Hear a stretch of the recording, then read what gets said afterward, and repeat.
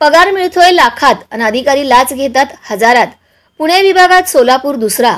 शासकीय कामांसाठी पैशाची मागणी सुरूच।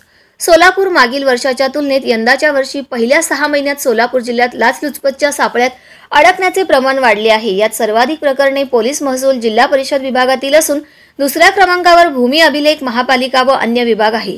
काही प्रकरणात लोकसेवकांनी खासगी व्यक्तींचीही मदत घेतल्याचे अनेक प्रकरणातून समोर आले आहे। पगार लाखात मिळत असला तरी हजार रुपयांसाठी लाच घेणाऱ्या अधिकाऱ्यांची संख्याही वाढली आहे।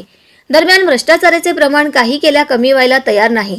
तक्रारदारांचे नाव गोपनीय ठेवण्याच्या निर्णयाचाही सकारात्मक फायदा झाल्याचे दिसून येत आहे। परिणामी सोलापुरात लाचखोरीची प्रकरणे उघडकीस येण्याचे प्रमाण वाढल्याचे चित्र आहे। मागील 6 महिन्यात सोलापूर जिल्ह्यात 15 सापळा कारवाया यशस्वी झाल्या असून मागील वर्षीच्या तुलनेत 1 ने वाढ झाल्याची आकडेवारी समोर आली आहे। सोलापूर जिल्ह्यात लाचखोरी वाढली आहे।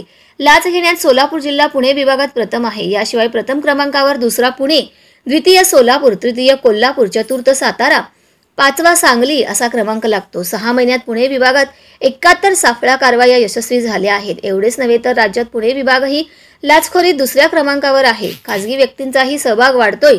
यंदाच्या वर्षी झालेल्या अनेक कारवायांमध्ये खासगी व्यक्तींचा सहभाग वाढल्याचे दिसून येते। अधिकारी लाच घेताना खासगी व्यक्तींचा आधार घेत आहेत।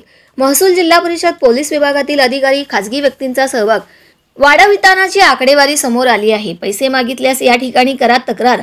लाच मागणी विरोधात एसीबी कडे तक्रार करण्यास घाबरू नका, भ्रष्टाचारांना पाठीशी घालू नका असे आवाहन लाचलुचपत प्रतिबंधक विभागाने केले आहे। याशिवाय भ्रष्टाचारमुक्त महाराष्ट्र करण्याकरिता लाचलुचपत प्रतिबंधक विभागाला सहकार्य करा। सरकारी कामाकरिता आपल्याकडे लाचेची मागणी होत असेल तर लाचलुचपत प्रतिबंधक विभागाला 1064 या टोल फ्री क्रमांकावर कळवा।